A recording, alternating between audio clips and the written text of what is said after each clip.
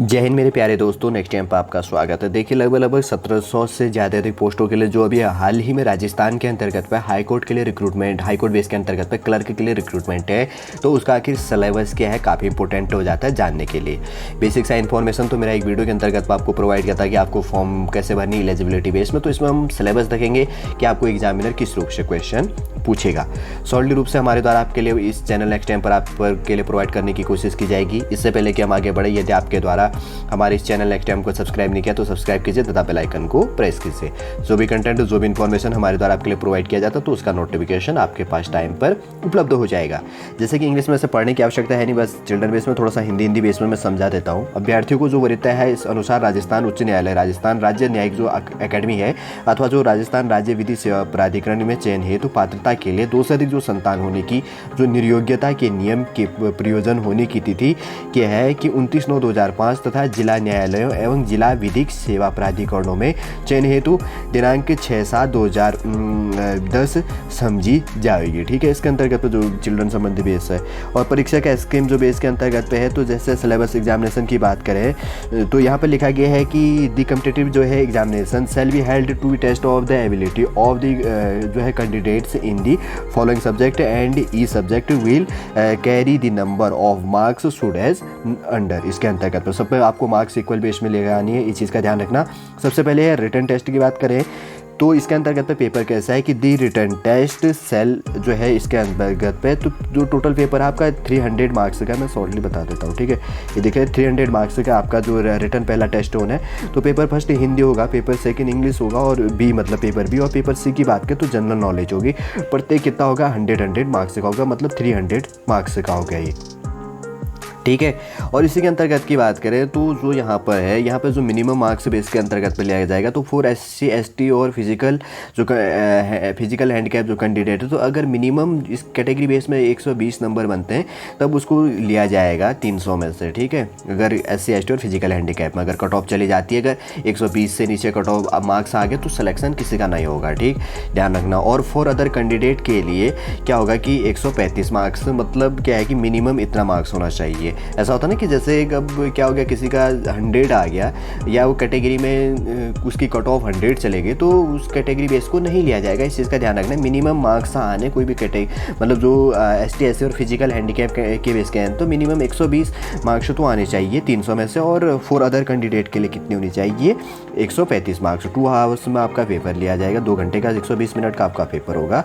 अब देखिए जो यहाँ पर है लिखित बेस के अंतर्गत पे क्या है, 2-3 प्रोसेसें दी गई है रिटर्न इसके। ठीक है, मेथड ऑफ द जो है इसके अंतर्गत पर रिटर्न टेस्ट के लिए तो थोड़ा सा बेसिक सा है। ईच पार्ट सेल है जो है 50 है मल्टीपल चॉइस क्वेश्चन पूछा जाएगा wearing 2 marks for each other question. जो है इसके अंतर्गत मल्टीपल चॉइस क्वेश्चन के 50 क्वेश्चन पूछे जाएंगे जो 2 नंबर का होगा, आपके 100 नंबर यहाँ पर होगी। और उसके अंतर्गत पर रिटर्न टेस्ट हो गया, विल भी इसके अंतर्गत पर conduct through OMR answer sheet के अंतर्गत पर लिया जाएगा।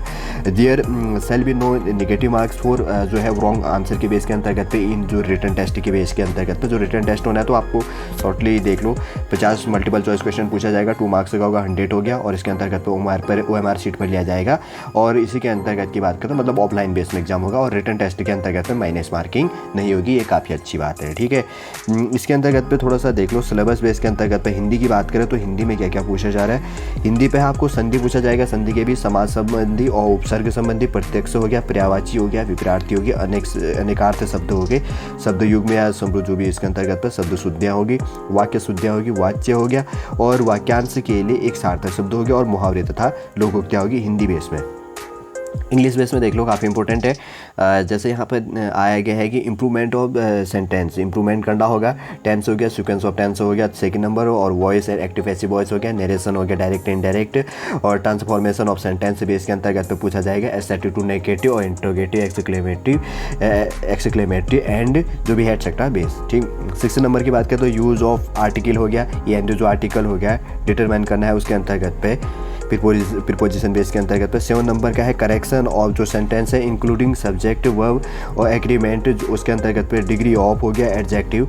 इसके अंतर्गत पे कनेक्टिव एंड जो है वर्ड जो है रॉन्गली यूज जो भी किया गया उसको सुधारना वाला बेस होगा। 8 नंबर की बात करें तो सिनोनिम एंड एंटोनिम हो गया। 9 नंबर की बात करें तो वर्ड सब्स्टिट्यूशन है, जैसे कि यहाँ पे लिखा गया अनेक शब्दों के लिए एक शब्द हो गया। 10 नंबर हो गया प्रीफिक्स और सफिक्स हो गया, प्रत्यक्ष जैसे उपसर्ग और प्रत्यय जिसको कहा जाता है। और उसके कन्फ्यूजेबल जो वर्ड होते हैं उन बेस हो गया ईडम और क्या होगा फ्रेज यहाँ पर पूछा जाएगा। इंग्लिश बेस समझ गए होंगे आप।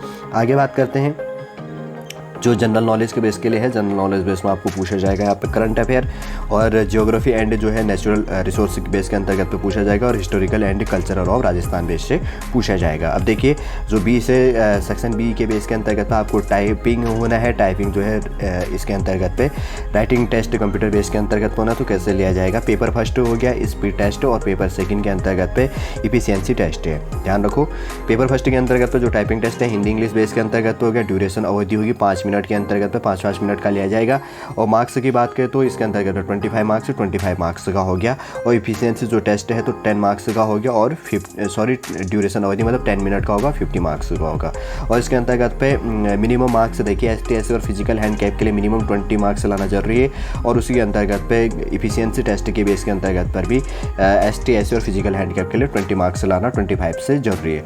अब अदर कैंडिडेट के लिए मतलब और अदर कैटेगरी के जो आएंगे तो उसके अंतर्गत पे जो पेपर फर्स्ट के अंतर्गत पे स्पीड टेस्ट है तो हिंदी इंग्लिश बेस के अंतर्गत पे 25 में से 22.5 लेके आना जरूरी है। और सेकंड के अंतर्गत पे एफिशिएंसी जो टेस्ट होगा तो 25 के अंतर्गत पे 22.5 मतलब 22.5 मार्क्स आपके होने चाहिए। देखिए कंप्यूटर टेस्ट बेस के लिए। और जो भी चीज़ें एक चीज़ और जान लो कि जो आपका जो यहाँ पे टाइपिंग होगा ना कि आपको टाइपिंग होगी तो आपका कुर्तीदेव 10 के अंतर्गत पे हिंदी टाइपिंग हो गया, कैलिबरी और जो ये बेस आता तो ये क्या होगा इंग्लिश बेस के अंतर्गत तो आपके यहाँ पे टाइपिंग ली जाएगी। जैसे कि कहा जाता है कि मिनिमम स्पीड शुड भी 8000 की डिप्रेस करना आपको 4 आवर्स और कंप्यूटर में मतलब 1 घंटे के अंतर्गत पे 8000 वर्ड टाइप करने मतलब ये चल रहा है कि 135 वर्ड आपको 1 मिनट के अंतर्गत पे टाइप करनी, तब आपका एवरेज निकल रहा है इतना 8000 वर्डों के बेस में। Data will have to be फिर जो भी है इसके अंतर्गत पे लैंग्वेज हिंदी और इंग्लिश दोनों बेस के अंतर्गत पे लिया जाएगा। और तो हो गया एफिशिएंसी टेस्ट बेस के अंतर्गत पे शॉर्ट रूप से मैंने बता दिया है, कोई आपको आगे एक्सेट्रा जानने के लिए वो नहीं है। ठीक है। प्री जो भी है बेस के अंतर्गत पे जो भी है सेक्शन ए और सेक्शन बी के अंतर्गत पे जो भी एग्ज़ाम आपका होना है हिंदी इंग्लिश और जनरल नॉलेज के लिए, तो हिंदी इंग्लिश और जनरल नॉलेज से क्या पूछा जाएगा वो चीज़ बता दी है। सेक्शन बी के अंतर्गत जो आपकी टाइपिंग टेस्ट होनी है हिंदी इंग्लिश बेस के लिए, तो किस बेस के लिए अंतर्गत पर आपको हिंदी इंग्लिश टाइपिंग लिया जाएगा। 2 बेसों के अंतर्गत होना है, एक पहले एग्जाम होगा फिर उसके बाद में कंप्यूटर टाइपिंग होगी। ठीक है, समझ गए होंगे। यदि आपके पास में ग्रेजुएशन है, यदि आपके पास में टाइपिंग बेस है तो आप क्या कर सकते हैं, इसके लिए एलिजिबल है और अप्लाई कर सकते हैं। आप एग्जाम क्वालिफाई करेंगे, अगर आपके पास में टाइपिंग स्पीड नहीं है तो आप बाहर हो जाएंगे, क्योंकि आप कंपटीशन आप लोग जानते हैं। चलिए दोस्तों, सॉल्ट रूप से प्रोवाइड कर दिया है राजस्थान हाईकोर्ट के अंतर्गत पे जो भी क्लर्क बेस के लिए रिक्रूटमेंट है तो उसका सिलेबस क्या है, कैसे आपको पढ़नी है, सॉल्ट रूप से यहाँ पर प्रोवाइड कर दिया है। नेक्स्ट अगर कोई गवर्नमेंट जॉब संबंधी या क्लास संबंधी इन्फॉर्मेशन होगा तो सॉल्ट रूप से हमारे द्वारा आपके लिए प्रोवाइड करने की कोशिश की जाएगी। वापस हम नेक्स्ट वीडियो पर आपसे मिलेंगे। जय हिंद, जय भारत।